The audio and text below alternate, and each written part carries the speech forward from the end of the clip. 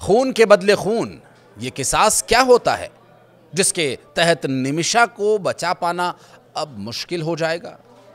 क्या शरिया कानून निमिषा के लिए माफी लाएगा या मुसीबत, मौत का फंदा? ये सभी सवाल क्या थोड़ी सी राहत के बाद आने वाली है कोई बड़ी आफत? इन्हीं सवालों का जवाब तलाशने की कोशिश करेंगे इस वीडियो के अंदर। बने रहेगा अंत तक हमारे साथ। नमस्कार, मैं हूं आशीष त्रिपाठी और यमन की जेल में सजा काट रही केरल की नर्स निमिषा प्रिया की फांसी को लेकर एक दिन पहले भले ही थोड़ी राहत की खबर आई हो, उसे बचाए जाने के प्रयासों में एक कदम आगे बढ़ता हुआ दिखाई दे रहा हो, लेकिन अब ये आस भी टूटती नजर आ रही है, क्योंकि अब बात किसास की है। जी हां, 16 जुलाई को होने वाली फांसी को तो टाल दिया गया, लेकिन अब पीड़ित परिवार ने जो शर्त रखी है उसने माहौल को और तनावपूर्ण बना दिया है। दरअसल यमनी नागरिक तलाल अब्दो मेहदी के परिजनों ने दो टूक कह दिया कि वो अल्लाह का किसास कानून के अलावा और कुछ नहीं मानेंगे, यानी खून का बदला खून। अब सवाल ये उठता है कि क्या वाकई निमिषा को मौत की सजा से कोई माफी नहीं मिलेगी? और आखिर ये किसास कानून है क्या? इतने विवादों में है। इस्लामिक शरीयत कानून की एक मूल अवधारणा है जो ये कहती है कि अगर किसी ने जान ली है तो उसके बदले उसकी भी जान ली जा सकती है, यानी सजा होनी चाहिए वैसी जैसा अपराध था। इसे बराबरी का जवाब कहा जाता है, यानी अगर दुश्मन कोई हमला करता है तो ठीक वैसे ही ताकत और उसी तरीके से उसे जवाब दिया जाए, न ज़्यादा न कम, बिल्कुल संतुलित बदला। कुरान पाक के सूरह अल-बकरा में इसका जिक्र मिलता है और ये कानून सिर्फ बदला लेने का नहीं बल्कि न्याय का एक तरीका माना जाता है शरीयत के हिसाब से। लेकिन इसी के साथ एक और विकल्प भी दिया गया है, दियाह यानी ब्लड मनी, यानी पीड़ित परिवार चाहे तो माफ़ी दे सकता है। अब इसके बदले एक निश्चित मुआवजा भी दिया जाता है सैद्धांतिक रूप से।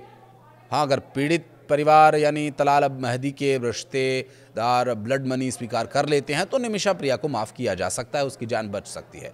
भारत से गए एक धर्मगुरु ग्रैंड मुफ्ती कंथापुरम एपी अबू बकर मुसलियार ने भी यमन के धर्मगुरुओं से बातचीत की और फिलहाल फांसी को कुछ समय के लिए टाल दिया गया है। लेकिन अब जो घटनाक्रम सामने आ रहा है वो और भी खतरनाक संकेत दे रहा है। तलाल मेहदी के भाई अब्दुल फत्ताह मेहदी ने अपनी बात में कहा कि हम सिर्फ अल्लाह का किसास कानून चाहते हैं। अब ये किसास जो निमिषा की रोक सकता है सांस, माफ़ी का सवाल नहीं उठता। उनके मुताबिक न सिर्फ उनका भाई बेरहमी से मारा गया बल्कि पिछले 7 साल से वो लगातार मानसिक रूप से भी यातनाएं झेल रहा था। भारत सरकार ने इस मामले में राजनयिक स्तर पर प्रयास किए हैं और साथ ही कई सामाजिक संस्थाएं और वकीलों की टीम भी यमन में सक्रिय है और हाल ही में ग्रैंड मुफ्ती के हस्तक्षेप से कुछ राहत जरूर मिली है। लेकिन जब पीड़ित परिवार खुद सामने आया और किसास की मांग करने लगा तो स्थिति और ज्यादा नाजुक हो गई। ये सिर्फ एक कानूनी मामला नहीं है बल्कि अब धार्मिक और भावनात्मक मुद्दा भी बन चुका है। इसमें शरिया का कानून आ चुका है। निमिषा के द्वारा किया गया कृत्य, भले ही उसके पीछे उसे अपने आप को बचाने की मंशा हो, लेकिन क्या वहां शरिया लगाया जाएगा? क्या कहता है शरिया इसके बारे में? अगर आपको पता है तो कमेंट सेक्शन में बताइएगा कि जो निमिषा के साथ वहां हुआ, उसके पार्टनर ने पार्टनरशिप के नाम पर जो उसके साथ किया, क्या ये उचित माना जाएगा शरिया में? फिलहाल फांसी को अनिश्चित काल के लिए तो टाल दिया गया है, जिसका मतलब यह कि निमिषा को कुछ समय तो मिल गया है। अब सब कुछ इसी बात पर निर्भर करता है कि तलाल के परिजन अपना मन बदलें, और बदलें तो उसे ब्लड मनी के तौर पर क्या देना होगा वो सब विषय एक अलग का विषय है। लेकिन अगर वो ब्लड मनी स्वीकार करते हैं तो निमिषा की जान बच सकती है। लेकिन अगर उनका किसास पर गरारी अड़ गई और किसास पर वो अड़िग रहे तो शायद भारत सरकार के पास भी ज़्यादा विकल्प नहीं बचेंगे, क्योंकि वहाँ हूतियों की सरकार है और हूतिये जो होते हैं वो किस तरह के होते हैं शायद आपने हमारे अब से पहले कुछ वीडियोज़ में देखा भी होगा।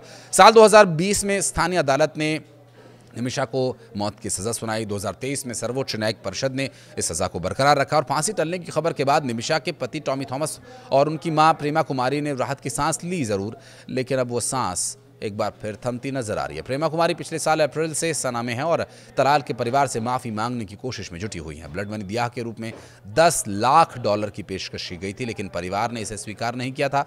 भारत सरकार ने भी कूटनीतिक स्तर पर हस्तक्षेप किया और सुप्रीम कोर्ट ने 14 जुलाई को मामले की सुनवाई के दौरान केंद्र से हर संभव मदद का कदम उठाने के लिए कहा था।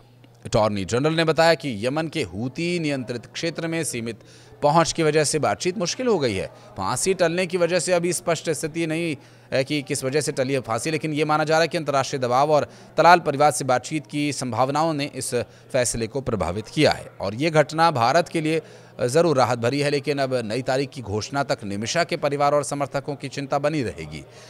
सरकार और कार्रवाई परिषद अब इस पूरे मौके का इस्तेमाल तलाल के परिवार से माफ़ी के बातचीत के विषय को आगे बढ़ाए जाने के लिए कर सकता है। गौरतलब ये भी है कि निमिषा जो केरल के पलक्कड़ की रहने वाली हैं, अपनी नर्सिंग की पढ़ाई पूरी करने के बाद 2011 में यमन गई थी कुछ पैसे कमाने के इरादे से। उनके माता पिता ने मजदूरी करके किसी तरह से अपनी बेटी को यमन भेजा और उन्होंने नर्स का काम शुरू कर दिया। निमिषा जो साल 2015 में यमन की राजधानी सना में एक मेडिकल क्लिनिक जिसमें उन्होंने काम करने के लिए मेडिकल क्लिनिक खोला और इसमें एक स्थानीय स्पॉन्सर तलाल अब्दो मेहदी उनका साथ देने के लिए, उनकी मदद करने के लिए आया, क्योंकि वहाँ का कानून ये है कि आप यहाँ के लोकल की सपोर्ट के बिना कोई बिजनेस नहीं कर सकते, उसे आपको पार्टनर बनाना ही होगा।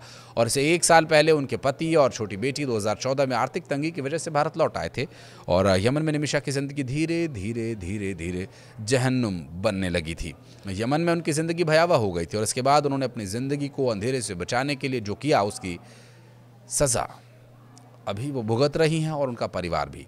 निमिषा के वकील ने सुप्रीम कोर्ट को भी बताया कि महिला की फांसी की तारीख 16 जुलाई तय की गई है, इसलिए मामले को 10-11 जुलाई को ही सूचीबद्ध किया जाए ताकि कूटनीतिक प्रयासों के लिए समय मिल सके। हालांकि ये जो 10 जुलाई या 11 जुलाई की सुनवाई थी, सूचीबद्ध की गई थी, इसमें भी अभी तक कोई अपडेट, कोई राहत की स्थिति नहीं बन रही है। हालांकि फांसी की सज़ा ज़रूर टल गई है। कूटनीतिक प्रयासों के लिए जो समय है वो मिल गया है। हालांकि सुनवाई के बाद कोर्ट ने 14 जुलाई को इसे सूचीबद्ध किया था।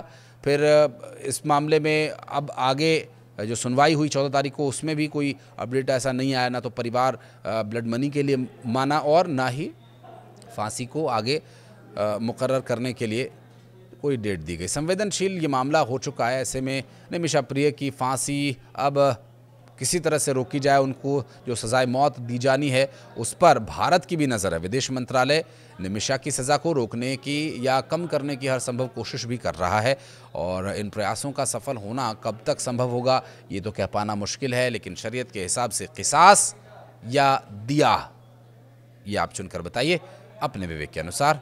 क्या कहना चाहते हैं? कमेंट सेक्शन आपके लिए खुला हुआ है हमेशा। धन्यवाद।